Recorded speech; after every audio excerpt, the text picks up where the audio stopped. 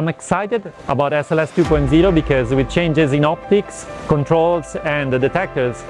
we will enable scientists to better pinpoint the location and the behavior of selected atoms within the structure of their materials. We will improve the focusing and the photon flux of our X-ray beam, but more importantly, we will improve the speed,